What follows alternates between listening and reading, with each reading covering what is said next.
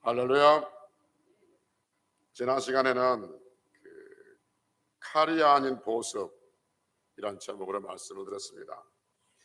떼어진 관계는 서로 상처를 주는데 하나님과 우리의 관계도 깨어져 있기 때문에 하나님과 우리의 관계가 상처가 있었습니다. 그러나 하나님께서 다시 우리와 화목하기를 원하셨고, 그래서 화목의 제물이신 예수 그리스도를 우리에게 보내주셨고, 그래서 예수님은 화목의 제물로 십자가에 못 박혀 죽으심으로 인해서 예수를 믿는 자들에게 하나님과 화목케 하는 그런 은혜를 주셨고, 우리는 이제 하나님과 깨어진 사람들이 아니라 하나님과 화목한 성도들이라고 말씀드렸습니다. 그래서 우리는 세상에 대해서, 이웃에 대해서, 성도에 대해서 화평한 마음으로, 화목한 마음으로 살아가자라고 말씀드렸습니다. 오늘은 에스겔 36장 26절 27절의 말씀으로 해요. 완악이 아닌 부드러움, 이런 제목으로 말씀을 드립니다. 지난 시간은 칼이 아닌 보습이었는데 오늘은 완악이 아닌 부드러움, 이런 제목으로 말씀드립니다. 오늘 본문에 보면 하나님께서 우리의 마음에 굳은 마음을 제하여 주시고 부드러운 마음을 주셨다라고 말씀하고 있습니다.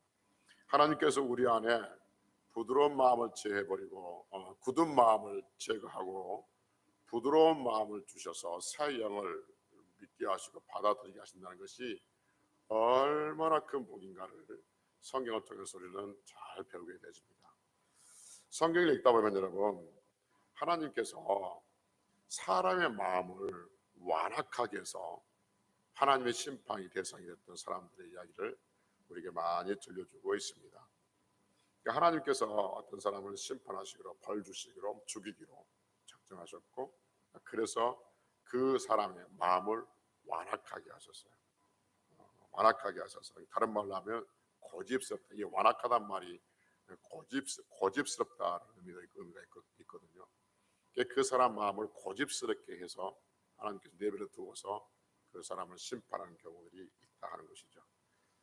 오늘 네 가지 경우를 말씀드릴게요. 하나님께서 사람들의 마음을 완악하게 고집스럽게 해가지고 벌 줬던 그런 사례들 많이 있지만 더 있지만 오늘 네 가지 말씀을 드리겠습니다. 먼저 바로를 봅시다. 바로는 애굽 왕이잖아요. 이스라엘 백성들이 애굽을 탈출하려고 할 때 그 마음이 완악해서 이스라엘 백성들을 놔주지 않습니다. 성경은 바로의 마음이 완악했다고 그러거든요. 고집스럽다 이렇게 말해요. 그럼 여러분, 바로가 태생적으로 고집스러운 사람이었을까? 태생적으로 그렇게 완악한 사람이어서 하나님께서 이스라엘 백성들을 보내달라고 그렇게 모세를 통해서 말했음에도 불구하고 그가 원래 태생적으로 고집스러워서 태생적으로 완악해서 이스라엘 백성들 보내주지 않았을까 하는 생각해 보면 그럴 수도 있겠다는 생각합니다. 왜냐하면 사람의 고집스러운 사람도 우리 있다고 그러잖아요. 우리나라 성씨 중에서 고집스러운 성씨가 뭐가 있다고 그러죠? 철씨가 있다고 그러는데 보통 이제 안광최라고 말하더라. 안광최. 안씨가 제일 고집이 세다고 이야기하고 그 다음에 강씨, 그 다음에 철씨 이렇게 한다고 합니다. 그래서 이 말이 그런 말이 있다고 그러잖아요.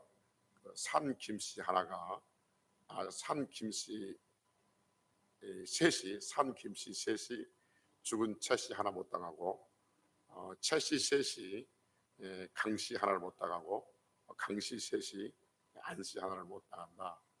그런 말이 있다고 그러잖아요. 그런데 또 어떤 사람은 이렇게 말해요. 안광채라고 얘기할 때 그런 안씨, 강씨, 최씨가 아니라 경주에 사는 경주 안강에 있는 최씨, 그러니까 경주 최씨, 경주 최씨 중에서도 경주 최씨가 제일 고집스럽다 이렇게 말한다고 그러잖아요. 안광채가 안강채가 안씨든지 강씨든지 채씨든지 아니면 경주 채씨든지 지금 제가 말씀드리고 싶은 것은 사람들은 고집스러운 어떤 그 DNA가 있다라고 우리는 암암리에 그렇게 알고 있단 말이에요.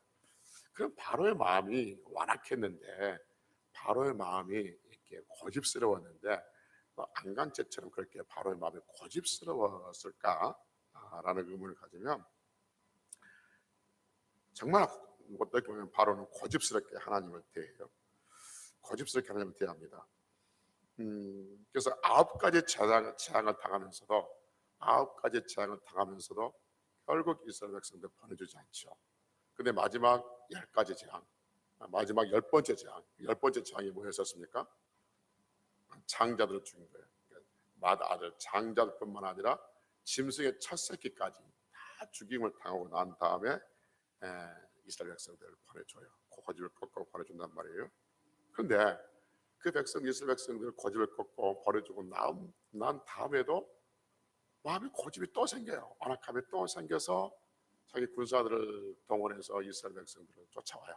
그래서 결국 뭐였죠? 결국 그 완악함 때문에 홍해에서 그 자기 그 군사들을 정예 군인들 군사들을 다 수장을 시켜요. 그리고 자기만 살아서 돌아간단 말이에요.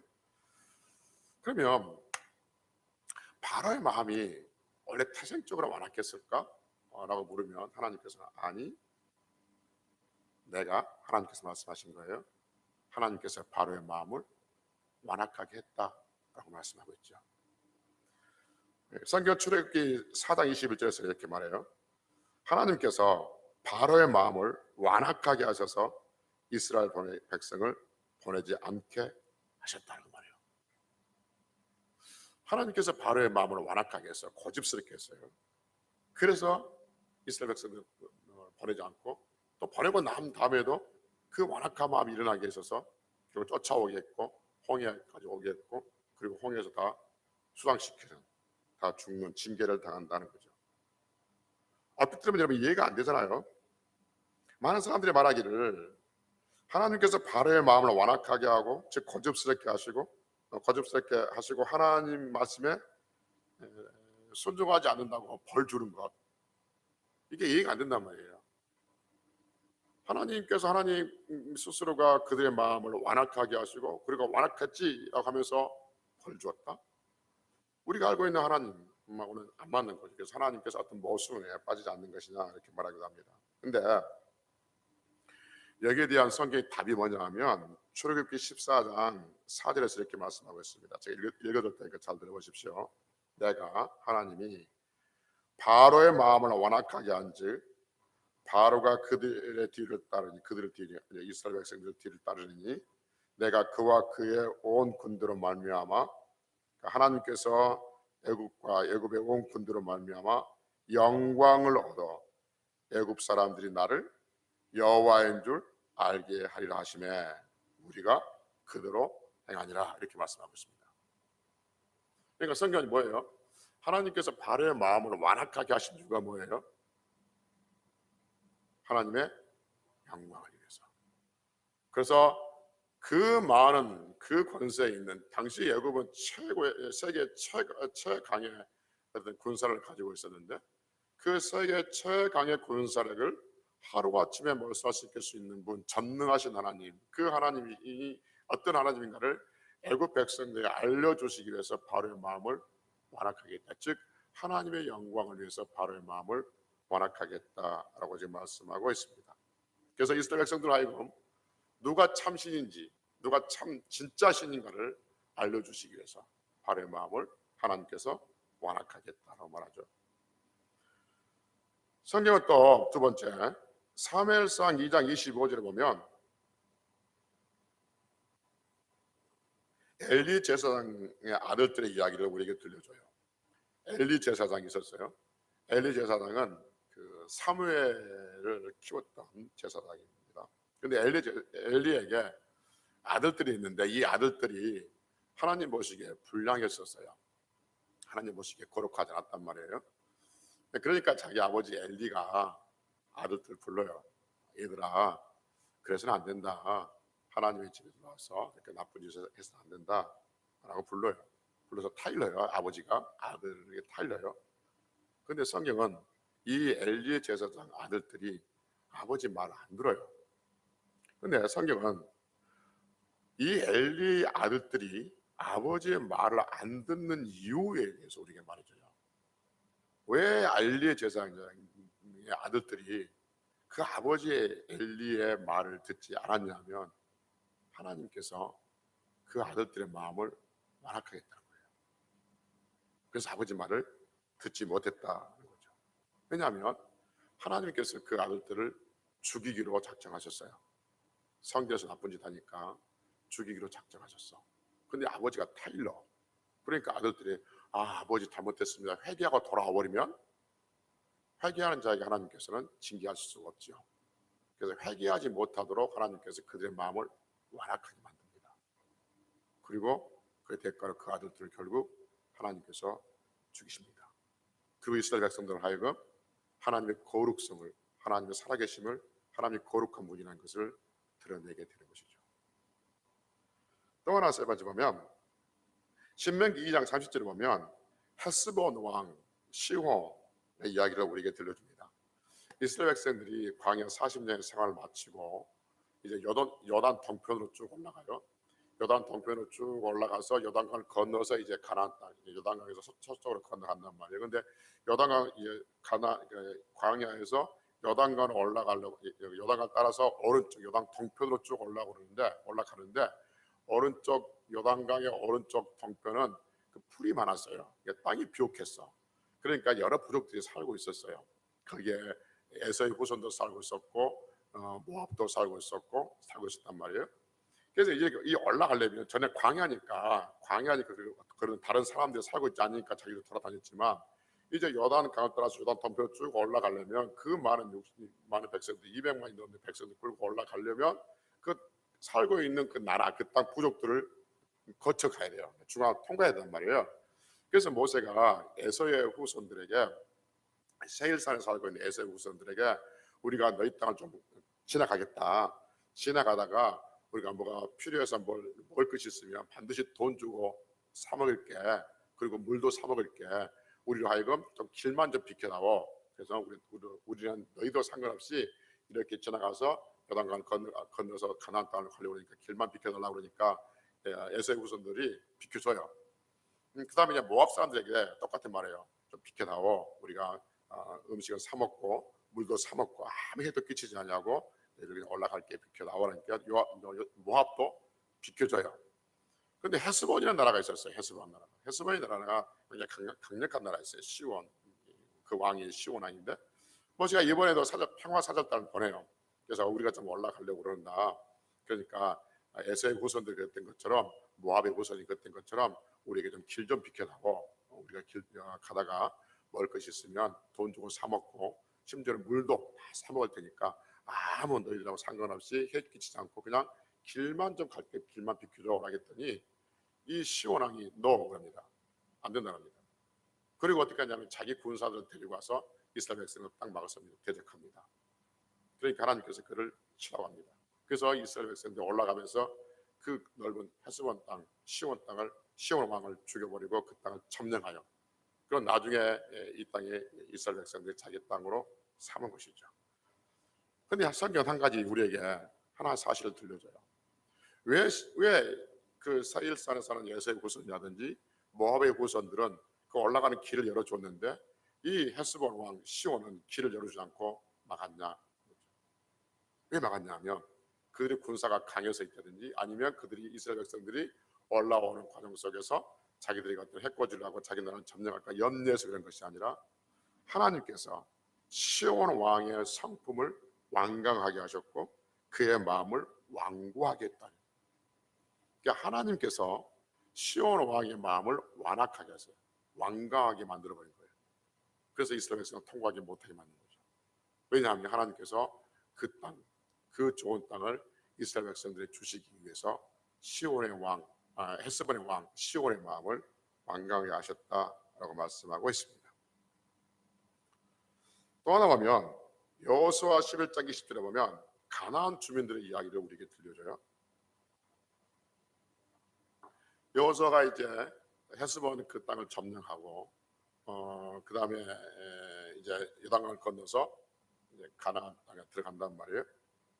들어가는데 이 가나안 사람들이 연합해서 이스라엘 백성들을 대적해요. 그런데 가나안 사람들은 이 원주민들은 이스라엘 백성들이 어떤 사람인가를 알았어요. 그들이 말하기를 바산왕 시온을 물리친 민족이란 거예요.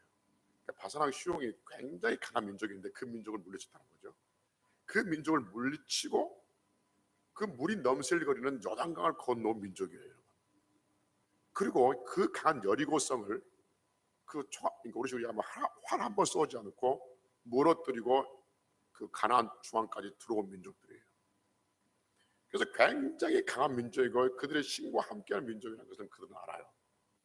누구만 그 화친을 요구하냐 하면 기브온 족속들만 화친을 요구합니다. 이 민족과 싸워서 안 된다면서 요구를 해요. 근데 나머지 민족들은 화친을 요구하지 않고 딱 연합해서 이스라엘 백성들을 다 대적합니다. 대적한 결과 뭐냐면 그들이 완전히 다 쫓겨나고 다 죽임을 당하게 되는 거죠. 근데 성경은 우리에게 이렇게 들려줘요. 왜 그들이 연합해서 이스라엘 백성들을 대적했는가? 겉으로 보면 그 자기 땅에 들어오니까 쫓아내려고 연합한 건 당연한 거 아닌가? 그렇게 보이지만 성경 그게 아니라 여호수아 11장 20절에 보면 이렇게 말합니다. 그들의 마음이 완악하여 이스라엘을 대적하여 싸우러 온 것은 여호와께서 그리하게 하신 것이라 말합니다. 하나님께서 그들의 마음을 완악하게 해서 이스라엘 백성들과 싸우겠다는 거죠. 만약에 그들이 마음이 완악하지 않고 지금까지 그들이 홍해를 건너고 광야 생활했던 거, 그 다음에 헤스본 왕 시온을 물리치고 요단강을 건너서 여리고를 무너뜨리고 왔던 것을 알고 우리가 저들하고 싸워서 안 된다, 화친하자. 기브온 백성들은 화친해서 살려줬대. 그러니까 우리도 화친하자 라고 온다면 어떻게 할까요? 화친을 요구하면 화친을 받아줄 수밖에 없죠. 근데 그들이 화친하지 못하게 하도록 합평하는 그런 마음이 없도록 하도록 하나님께서 그들의 마음을 완악하게 하셨어요. 그래서 이스라엘 백성들과 싸우게 하셨어요. 그리고 하나님께서 그 약속대로 가나안 땅을 점령하고 쫓아내고 이스라엘 백성들, 자기 백성들의 젖과 꿀이 그런 땅을 주셨던 것이죠. 여러분, 저는 지금까지 여러분들에게 하나님께서 진노와 심판하시기 위해서 하나님께서 그들의 마음을 완악하게 했던 그 대상 네 부류를 말씀드렸습니다. 나중에 보면 그 솔로몬 이야기도 있는데 시간상 뺐어요. 솔로몬도 하나님께 돌아오자는데 듣지 않는 이유가 뭐냐면 그 솔로몬이 범죄한 것 때문에 하나님께서 솔로몬의 마음을 완악하게 했던 거예요. 그럼 나놓고, 그래서 여러분, 저 지금 네 가지 네 족불이 말씀드렸어요. 바로엘 말씀드렸고, 엘리 제사장의 아들들 말씀드렸고, 그 다음에 바사나 왕 시온에 대해서 말씀드렸고, 가나안 족속들에 대해서 말씀드렸습니다. 하나님께서 그들의 마음을 완악하게 하셨다는 거죠. 그리고 하나님은 그들을 심판하셨어요. 너 마음이 그렇게 완악하니 너는 죽어야 된다, 심판했다는 거죠. 그럼 지금까지 말씀드리면 어떤 생각이 드십니까?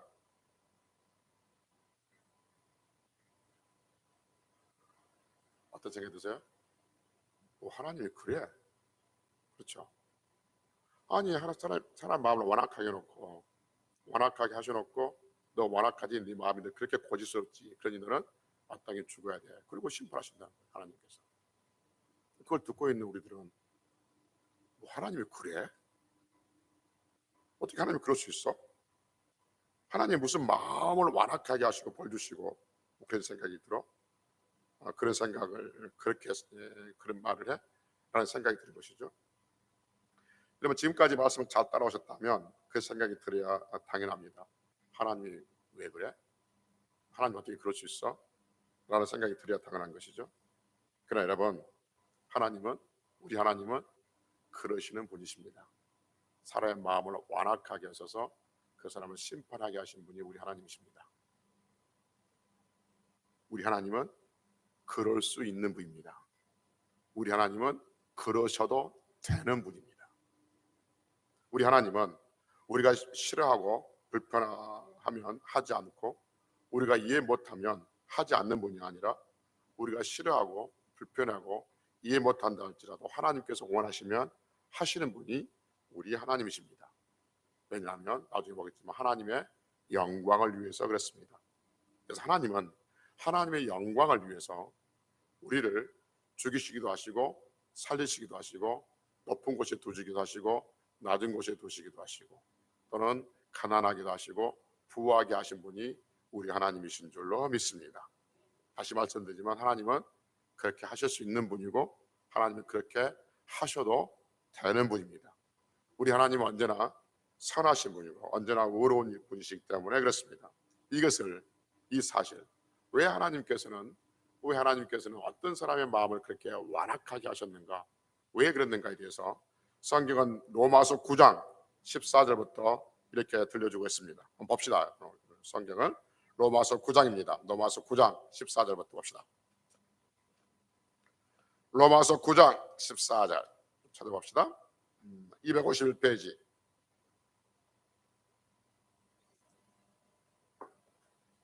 251페이지 로마서 9장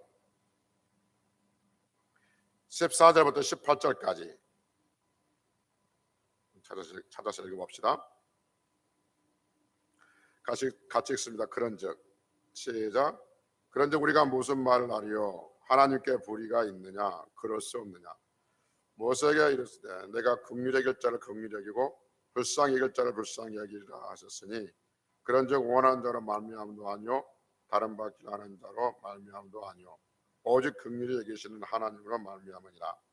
성경에 바르게 이르되 내가 이 일을 위해 너를 세웠으니 곧 너로 말미암아 내 능력을 보이고 내 이름이 온 땅에 전파되게 하려 함이라 하셨으니 그런즉 하나님께서 하고자 하시는 자를 긍휼히 여기시고 하고자 하시는 자를 완악하게 하시느니라.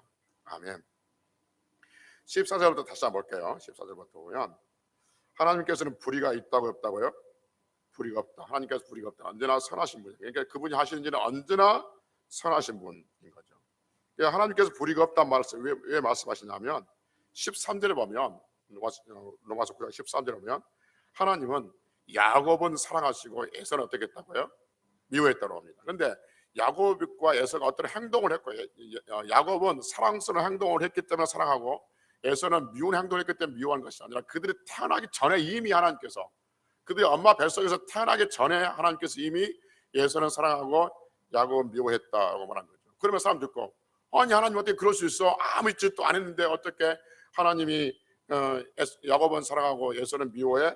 하는 것이죠. 마찬가지 아니 하나님 어떻게 그럴 수 있어? 어떻게 바로의 마음을 완악하게 하고 제사장들의 아들의 마음을 제사장의 아들들의 마음을 완악하게 하고 시온의 마음을 완악하게 하고 가나안 족속들의 마음을 완악하게 하고 난 다음에 너 그러니까 마음이 완악하고 고집스러우니까 너는 심판받아야 돼, 너는 죽어야 돼, 그리고 다 죽일 수 있어. 하나님께서 어떻게 그럴 수 있어?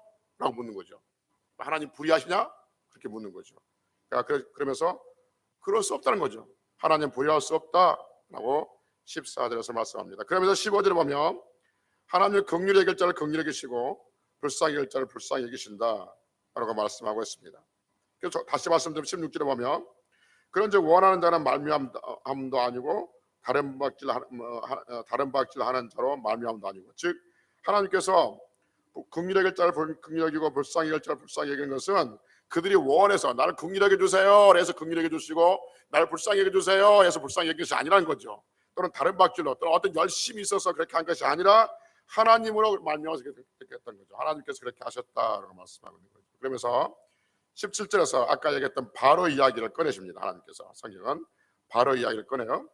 그러면서 바로 하는 말이 뭐냐면 내가 이 일을 위하여 너를 완악하게 하셔서 너를 이 일을 위하여 너를 세웠다는 거죠. 즉 하나님께서 긍휼히 여길 자를 긍휼히 여기시고 불쌍히 여길 자를 불쌍히 여기는 그 하나님이라는 것을 보여주기 위해서 너를 세웠으니 너로 말미암아서 내 능력을 보이고 내 이름으로 온 땅에 전파되게 하려 함이라. 즉 하나님의 영광을 위해서 내가 너를 그렇게 세웠다라고 말합니다. 그러면서 18절에 그런데 하나님께서 하고자 하시는 자를 긍휼히 여기시고 하고자 하는 자를 완악하게 하시느니라.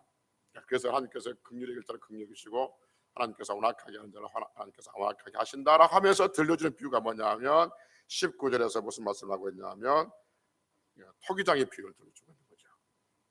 토기장이가 진흙 한 덩이로 천한 그릇을 천한 그릇을 만들 수 있고 그 다음에 귀한 그릇을 만들 수 있는 것은 전적으로 토기장의 절대 권한인 것처럼 하나님께서 악한 자에게 어떤 사람에게는 완악한 마음을 주고 어떤 사람에게는 불쌍히 여기는 마음을 주는 것은 하나님의 절대 주권이다 라고 지금 우리에게 말씀하고 있다 하는 것이죠. 성경은 이야기를 우리에게 또 들려주게 뭐냐면 오늘 본문의 말씀이 무슨 말씀이었냐면 에스겔서 36장 27절 26절 27절이었어요. 다시 한번 들어보십시다. 제가 읽어드릴게요. 지금까지 있었던 말씀과 비교해서 한번 들어보십시오.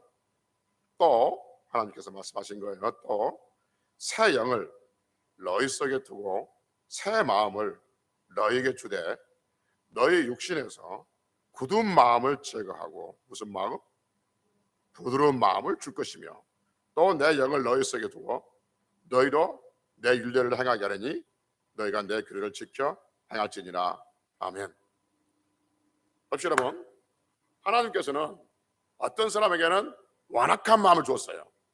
그래서 그들을 멸망시켰어요. 그런데 하나님께서 또 어떤 사람에게는 뭘 주셨어요? 새 영을 주셨어요. 새 마음을 주셨어요. 그리고 그 안에 굳은 마음을 제해버리고 부드러운 마음을 주셨어요. 그래서 하나님께서는 긍휼히 여길 자를 긍휼히 여기시고 불쌍히 여길 자를 불쌍히 여기시고 완악하게 하실 자를 완악하게 하셨다라고 성경은 우리에게 말씀해 주고 있는 것이죠. 하나님께서 어떤 사람에게는 완악한 마음을 주셨고 그를 내치셨고 그를 버리셨는가 하면 하나님께서 어떤 사람에게는 새 영을 주시고 새 마음을 주시고 굳은 마음을 지하고 부드러운 마음을 주셔서 하나님께서 그를 불쌍히 여기셨고 그를 긍휼히 여기셨다라고 말씀하고 있습니다. 오늘 제가 설교를 준비한 이유가 여기 있습니다. 여러분과 제가 이 땅에 창조되는 것, 우리가 이 땅에 창조됐던 것은 무엇을 위해 창조됐냐 하면 오직 하나님의 영광을 위해 창조되는 줄로 믿습니다. 할렐루야. 우리는 하나님의 영광을 위해서 창조됐습니다. 모든 사람들은 하나님의 영광을 위해서 창조되었는데 그 영광을 위해서 창조된 어떤 사람은 완악하게 되어서 하나님께 영광을 드러내시고 어떤 사람은 굳은 마음을 취하고 부드러운 마음을 주시고 새 영을 주셔서 하나님의 영광을 드러내게 하셨다는 것이죠. 그래서 하나님께서 똑같은 사람들에게 다 같은 마음을 주신 것이 아니라 하나님의 영광을 위해서는 어떤 사람은 완악하게 하셨고 어떤 사람은 부드럽게 하셨다. 성경이 우리에게 들려주고 있는 거죠. 우리가 그것에 대해서 이유를 대고 의심을 하고 뭐 그럴 수 있는 건 아니에요. 하나님께서 그렇게 하셨다는 걸 우리께서 아멘 하신 것이죠. 그렇다면 여러분과 저는 분명히 하나님의 영광을 위해서 이 땅에 왔습니다. 하나님께서 하나님의 영광을 위해서 이 땅에 우리를 보내주셨습니다. 그렇다면 둘 중에 하나입니다. 우리의 마음이 완악해서 하나님의 영광을 드러내든지 저렇게 살아서는 안 된다. 저렇게 마음이 완악하면 살아계신 하나님 앞에서 어떻게 징계가 되어진다는 것을 다른 사람에게 보여줌으로써 그가 완악해서 하나님의 영광을 드러내듯이 즉 바로의 마음을 완악하게 하신 이유가 뭐냐면 바로처럼 저렇게 마음이 완악해서 안 된다는 것을 이스라엘 애굽 백성들에게 살아계신 하나님을 보여주었던 것처럼 엘리 제사장의 아들들의 마음을 완악해서 자기 아버지 말을 안 듣고 성전에서 그렇게 못된 짓 하고 못된 짓 하면 하나님께서 그를 죽이신다는 것을 다른 사람들하고 깨닫게 해서 하나님의 영광을 드러냈던 것처럼 또는 시온의 왕을 완악해서 그의 마음이 완악해서 하나님 앞에 하나님 말씀을 대적함으로 인해서 그가 온 땅에 그 민족이 다 죽임을 당함으로써 주변의 나라에 있는 사람들에게 하나님이 살아계심을 드러내는 그래서 하나님 영광을 드러내는 그렇게 쓰임 받았듯이 아니면 이스라엘 백성들이 가나안 족속들이 그들의 마음이 완강해서 이스라엘 백성을 대적함으로써 그들이 다 몰살됐던 것을 역사가 보여주고 역사가 가르쳐서 하나님이 살아계신 것을 드러냈던 것처럼 완악해서 그 완악한 것을 통해서 주변의 사람들에게 하나님의 영광을 드러냈듯이 그렇게 여러분과 저를 완악하게 드러내서 하나님의 영광을 쓰임받을 것인가? 쓰임받고 있는가? 지금 이렇게 살고 있는가? 아니면 하나님께서 우리의 마음에 굳은 마음을 채워주시고 부드러운 마음 즉 새 영을 주시고 새 마음을 주시고 굳은 마음을 채워주시고 부드러운 마음을 주셔서 하나님의 영광을 드러내는 그러한 성도로 여러분들을 지금 사용하고 계시는가? 어느 쪽에 여러분? 우리의 마음을 완악하게 해서 하나님을 대적하게 하시고 그래서 주변 사람들 하여금 마음이 완강하면 저렇게 된다는 것을 통해서 하나님의 영광을 드러내는 그렇게 완악하게 쓰임받고 살아가고 있습니까?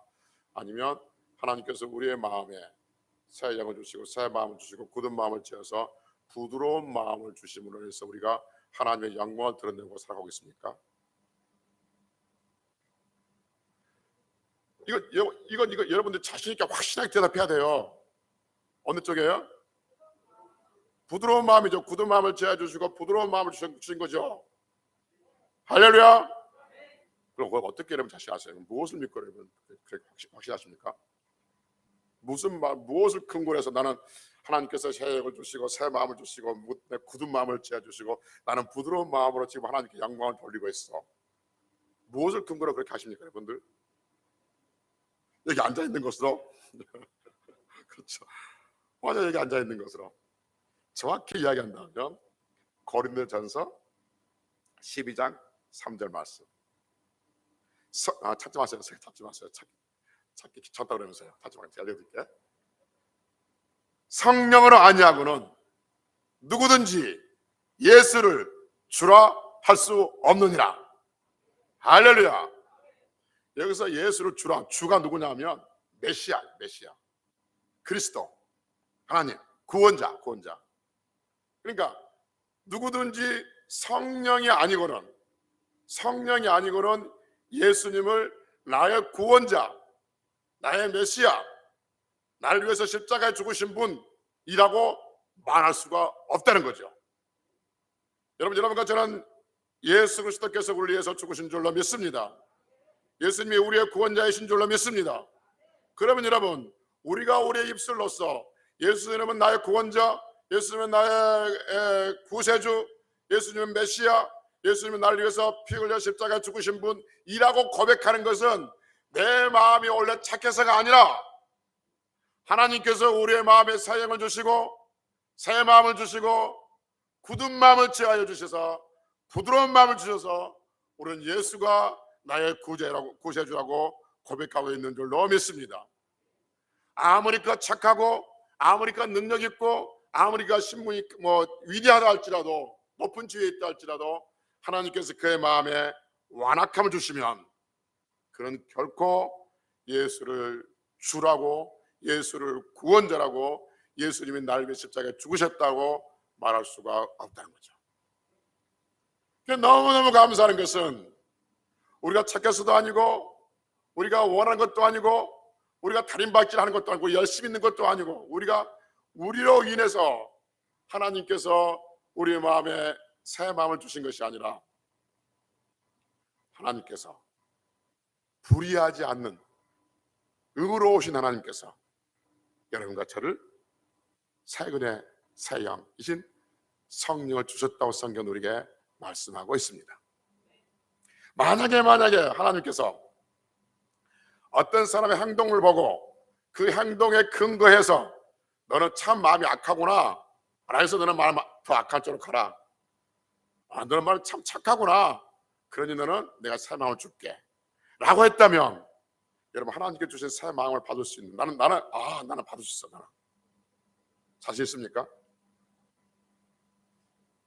있을지 모르겠지만 단언하건대 없습니다.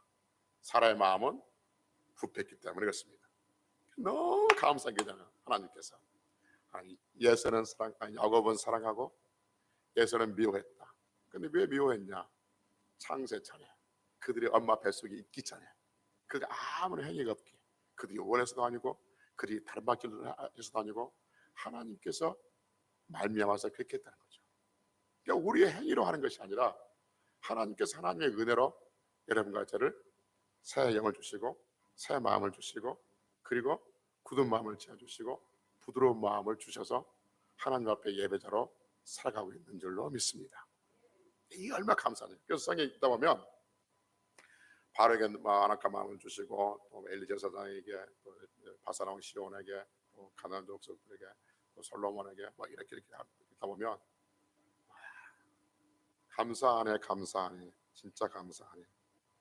나 같은 사람도 그들과 똑같은 부류에 있는 사람들인데 내 마음에 성령을 주시고 새 마음을 주시고 굳은 마음을 제하여 주시고 부드러운 마음을 주셔서 예수 그리스도를 구세주라고 믿는 믿음을 내가 갖게 하셔서 너무 감사하네 라는 그런 소리, 그런 고백들이 나올 수밖에 없는 것이죠. 사랑하는 성도 여러분, 여러분과 저는 하나님께서 굳은 마음을 지어주시고 부드러운 마음을 주셔서 하나님의 백성으로 살아가고 있는 줄로 믿습니다.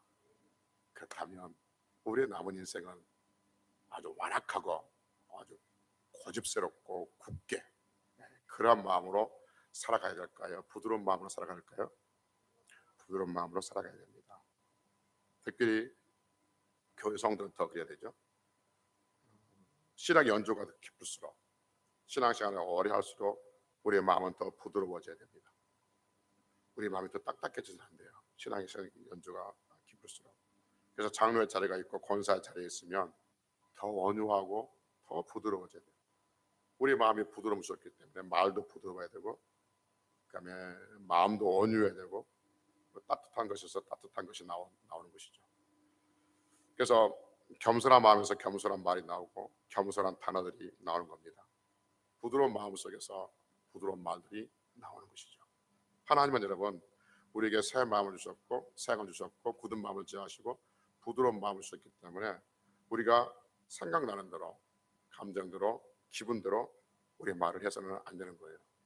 그 부드러운 말을, 온유한 말을, 겸손한 말을 해야 하는 것이죠. 우리 안에 부드러움이 있기 때문에 누군가를 무시하는 말이든지 비웃는 말을 해서는 결코 안 되는 것이고, 요즘 제가 그 성도들에서 가끔 설교 시간에 이 언어에 대해서 신경 쓰고 단속한 이유가 뭐냐면, 여러분들 못해서 그런 것이 아니라 사탄이 틈을 탈 교회를 못 잡게 하기 위해서 그렇습니다. 교회가 움직이고 교회가 으쌰으쌰하는 꼴을 사탄은 결코 보지 못합니다. 교회가 뭐 하려고 그러고 으쌰으쌰하고 뭐 좀 하려고 그러고 뭐 이렇게 성도들이 나서고 이렇게 움직이면 사탄은 반드시 틈을 타요. 그 틈을 타는데 뭘 틈타냐면 말로 틈탑니다. 말. 다른 것도 틈타긴 하지만 이 성도의 언어, 이 말을 통해서 틈타는 경우들이 참 많이 있습니다. 지금까지 사탄의 패턴들이 가만히 보면 그렇습니다. 그래서 교회에서 어떤 일을 열심히 하려고 하면 몇 빠진 말로 낙심케 하는 경우들이 가끔 있습니다. 전도하고 한다면 그렇게 전도해도 되냐? 그러니까 뭐 한두 번 전도해봤냐? 몇십 년 전도해봐도 되느냐? 이런 것들. 뭐 좀 하려고 그러면 그냥 툭 던져가지고 착 내고 빼버리는 그런 것들이 참 많이 있었어요. 그래서 성도들에게 지금 부드러운 말을 하라고 강조한 이유도 뭐냐면, 단순히 어떤 우리가 그렇게 착하게 살자는 것이 아니라 사탄의 틈을 또 타지 못하도록 지금 예비를 하고 있는 것이죠. 그래서 성령이 충만하고 은혜가 충만하고 믿음이 충만하면 이건 굉장히 중요한 일이고 굉장히 기쁜 일이고 굉장히 감사한 일 중에 하나이지만, 그러나 사탄이 또 틈을 타고 있기 때문에 굉장히 조심스럽게 경계할 부분 중에 하나인 것이죠. 그래서 성도들이 어떤 일에 수고하고 일했으면 수고했다, 감사하다, 응원한다, 기도한다. 집사님이 우리 교회에 진짜 보배 같아. 난 집사님을 보면 아주 위로가 되고, 집사님을 보면 내가 열심히 해야겠다는 용기가 생겨. 나는 그러한 위로의 말이, 부드러운 말이, 다독거리는 말이 우리 안에 있어야 하지 않겠습니까? 그러면 그러한 말 속에 전혀 절대 사탄은 틈타지 못합니다. 많이 나왔으니까 따라서 해볼까요? 따라서 합니다. 집사님 우리 교회 보배예요. 그래요. 감사해요. 사랑합니다. 감사합니다. 수고하셨습니다. 네. 이런 말들, 실수가 있다 할지라도 괜찮아, 뭐 괜찮아, 그릇이 깨지면 뭐 사면 되지, 뭐 어떻게 하면 괜찮아, 다시 하면 되지. 그런 말로서 우리가 따뜻하게 부드러운 마음을 가지고 있는 성도이기 때문에, 그렇게 따뜻하게 하면 절대 새 영과 새 마음을 가지고 있는 우리들에게 사탄이 틈을 타지 못하는 것이죠. 사랑하는 성도 여러분, 올해 우리 교회는 침체의 자리에서 벗어나서 부흥의 자리로 옮겨지게 될 줄로 믿습니다. 그러한 상황 속에서 하나님께 분명히 영광이지만 그 영광 뒤에 따라오는 그 사탄의 모습도 우리는 늘 경계해야 되고 미리 알고 있고 그들을 차단해야 한다는 것이죠. 햇빛이 강하면 그림자도 강하다는 말이 있지 않습니까? 하나님 영광이 강하게 임할 때 사탄의 역사도 강하게 임한다는 것을 우리가 미리 알고 있다면 우리 얼마든지 이겨낼 수 있고, 얼마든지 우리는 더 승리할 수 있고, 얼마든지 우리는 하나님 앞에 더 큰 영광을 돌릴 수가 있습니다. 사랑하는 성도 여러분, 하나님께서 우리를 완악하게 하지 아니하시고 새 영을 주시고 새 마음을 주시고 굳은 마음을 제하 주시고 부드러운 마음을 주셔서 예수 그리스도를, 성령에서 예수 그리스도를 주라라고 시인할 수 있는 그 은혜를 주셨으니 우리가 부드러운 마음을 가진 성도로서 남은 날들 더 부드러운 말을 하고 또 부드러운 생각들 하면서 우리 하나님 앞에 크게 영광 돌리며 살아갈 수 있는 성도들이 되시기를 주의 이름으로 축복합니다. 기도하시겠습니다.